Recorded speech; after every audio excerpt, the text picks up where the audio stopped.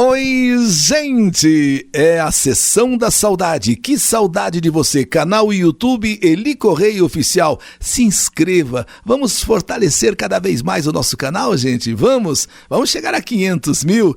E faça aquele joinha, dê aquele like e acione o sininho.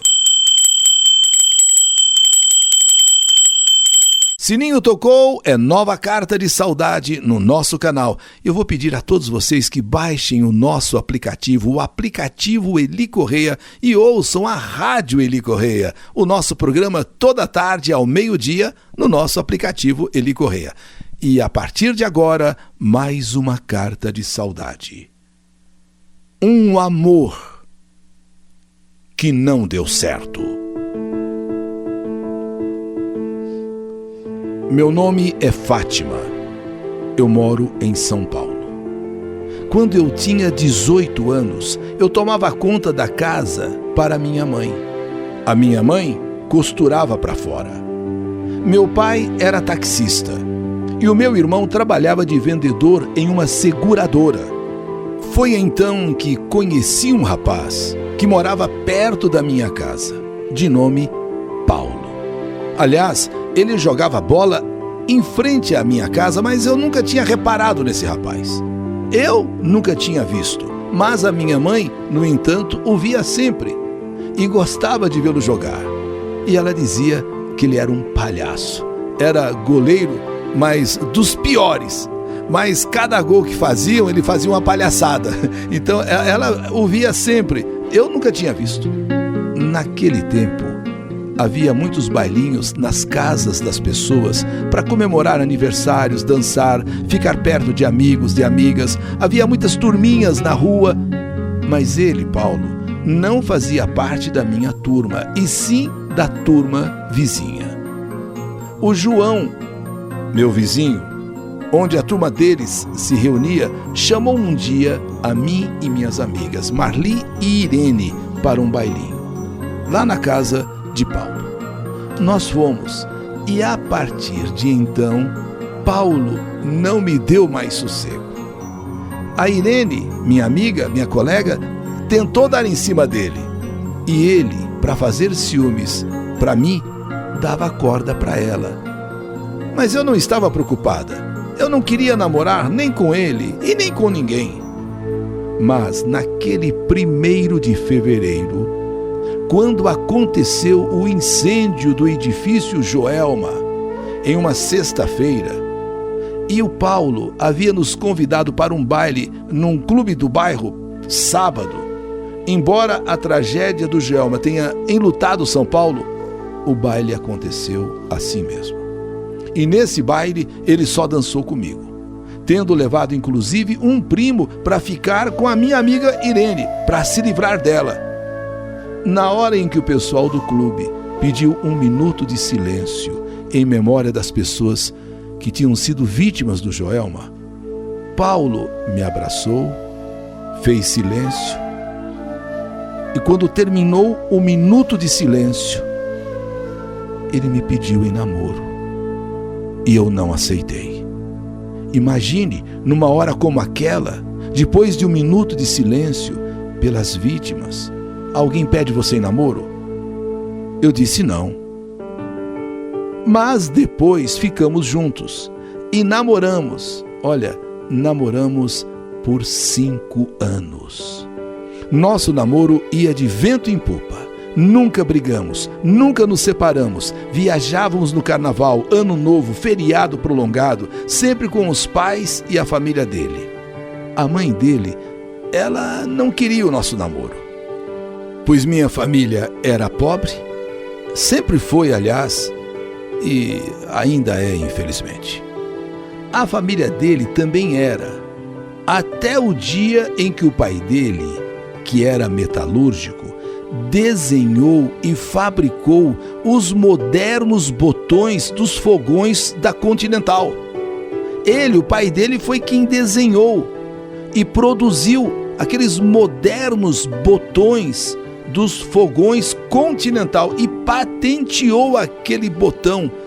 Aquele botão foi uma novidade no mercado de fogões. nenhum fogão tinha um botão como aquele da Continental.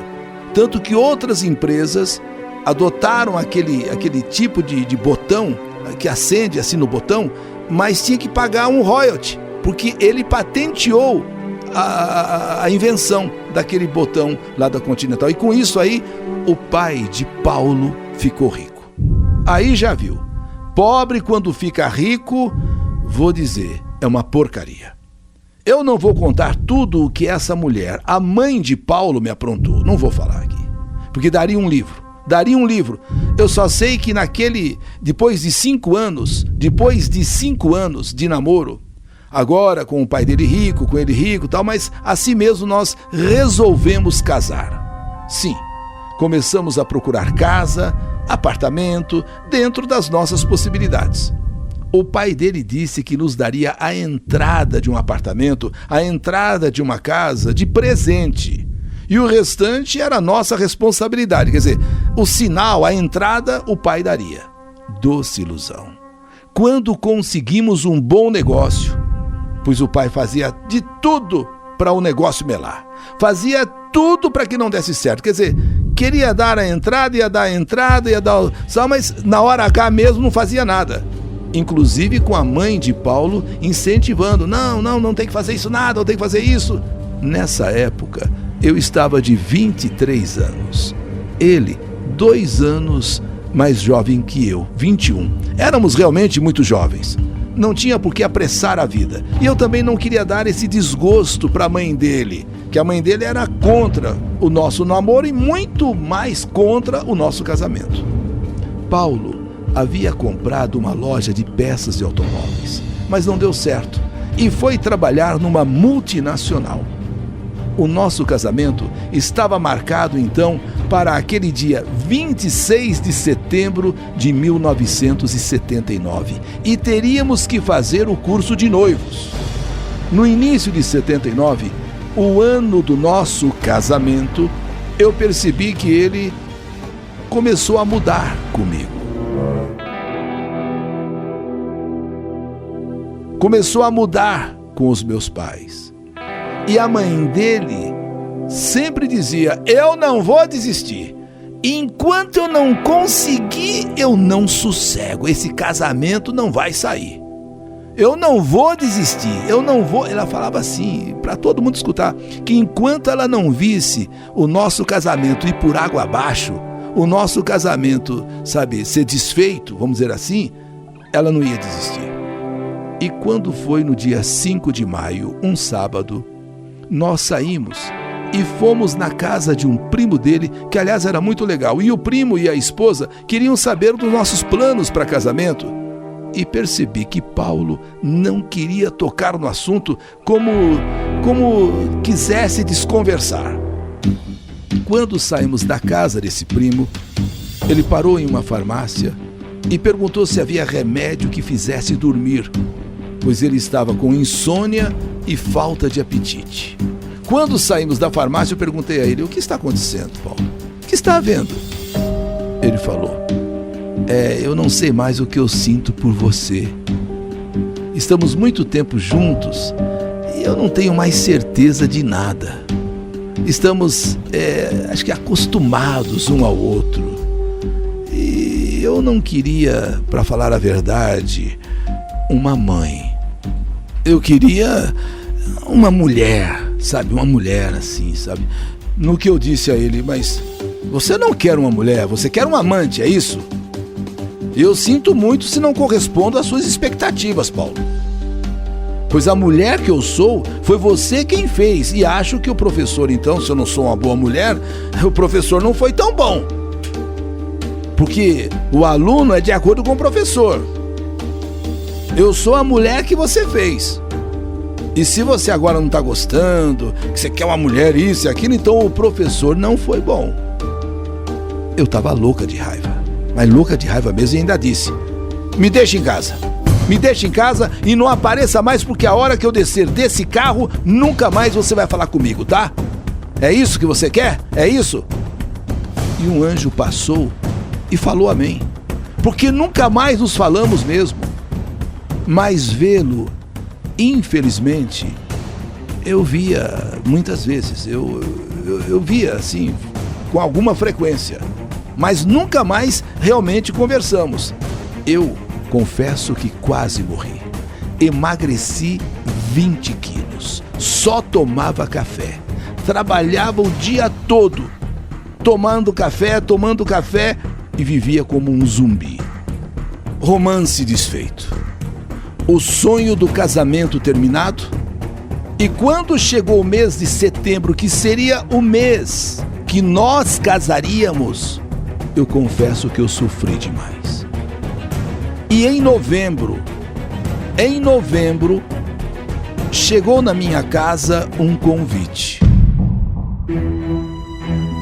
Um convite de casamento. Mas quem estaria nos convidando? Casamento de quem? O convite foi entregue às mãos da minha mãe. Quando a minha mãe abriu o convite, ela ficou simplesmente paralisada. O convite era do casamento dele. Sim, a minha mãe ficou desesperada, pois sabia que apesar de eu ter brigado com ele, a gente ter se separado, mas eu estava sofrendo muito. Eu emagreci 20 quilos. E agora com um convite de casamento dele. E a minha mãe quis até esconder, mas, sabe, por fim eu vi aquele convite e ela falou: olha, eu não queria que você visse esse convite. Não, mãe, dá esse convite. Que convite é esse? Quando eu abri, li, fechei, falei: muito mau gosto. Muito mau gosto. Esperava coisa melhor. Casar com essa aqui? Casar com essa aqui?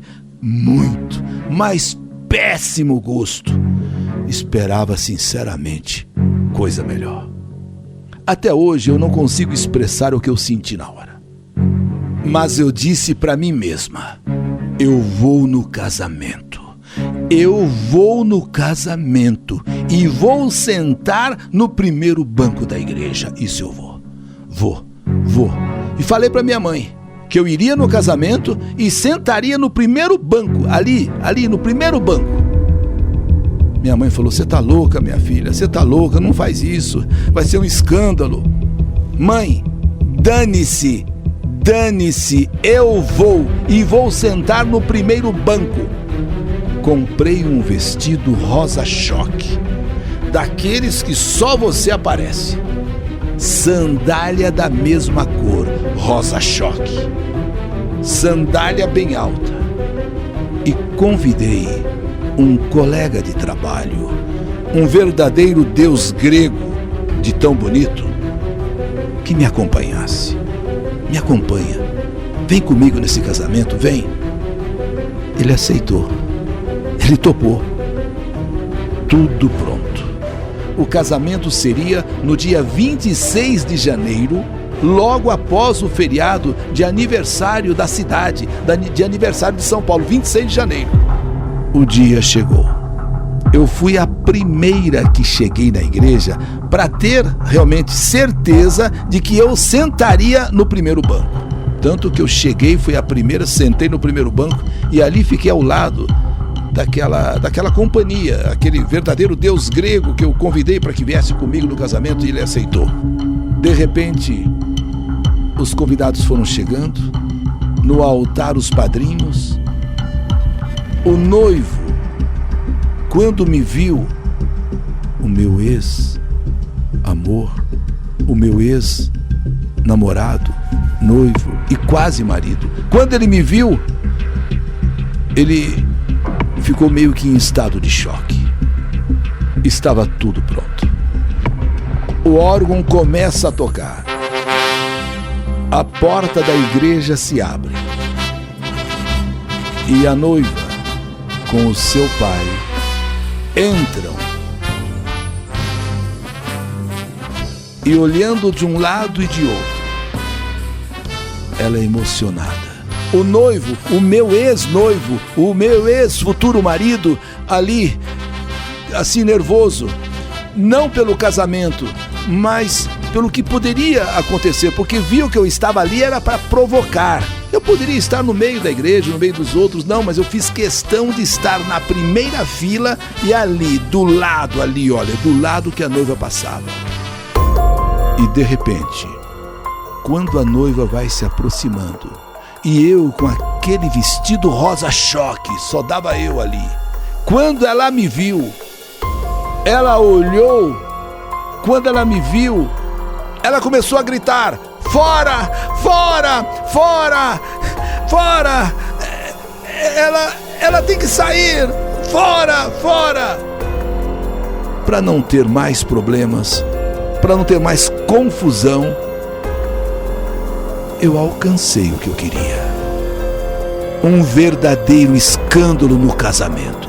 Eu alcancei o que eu queria. Uma verdadeira confusão. Eu fui embora. O casamento aconteceu. A minha presença e os gritos da noiva foi o assunto do casamento. Sim, foi o assunto, foi o que se comentou daquele casamento. A minha presença. Porém, 17 anos após esse matrimônio, após esse acontecimento, tudo acabou. 17 anos depois. Da mesma forma que eu vi a foto do casamento dele, Paulo, no Jornal do Bairro, em 2 de fevereiro de 1991, eu vi a notícia de sua morte no Diário Popular, um antigo jornal que tinha em São Paulo. Eu vivi um inferno, pelo menos durante 1 ano, sonhando com ele vindo me buscar, ele estendendo a sua mão para me levar. Em determinada parte do sonho, eu dizia a ele que eu também tinha morrido, mas que eu estava viva, mas eu também tinha morrido. Você morreu, mas eu também morri, mas eu estou viva. E então eu acordava. Esse sonho me mostrava que, apesar de realmente eu estar viva, eu estava morta. Porque com a morte dele, mesmo com ele casado já há 17 anos, eu nunca tive outra pessoa. Ele foi o grande amor da minha vida. Quando eu vi no jornal a morte dele, era como se também eu tivesse morrido, porém permanecesse viva. Já se passaram muitos anos desde que tudo aconteceu. Não vou dizer hoje que eu tenho saudade dele, mas tenho saudade sim da menina cheia de sonhos, que vivia sonhando com amor, com aquele casamento, cuidada pelos pais, pelo irmão, e de repente, envolvida numa redoma, a redoma se partiu, quebrou, e o mundo não era mais colorido, e sim em preto e branco. Eu nunca me casei, não tenho filhos, apenas cuidei dos meus sobrinhos e do meu pai, até ele morrer, até ele partir para o andar de cima. Graças a Deus, eu ainda tenho a minha mãe, que vai completar 91 anos. Linda, saudável e que acompanha comigo as orações que você, Eli Correia, faz no rádio todos os dias. Então, eu vou dizer de quem tenho saudade. Saudade de mim mesma, Fátima. Sim, eu quero terminar essa carta diferente de todas as cartas que você narrou, porque todas as pessoas que escrevem têm saudade de alguém, e eu também tenho muita saudade. Saudade de mim mesma, Fátima. Saudade de um tempo que passou e eu não vivi. Fátima, Que saudade de você! Mais uma história que a vida escreveu.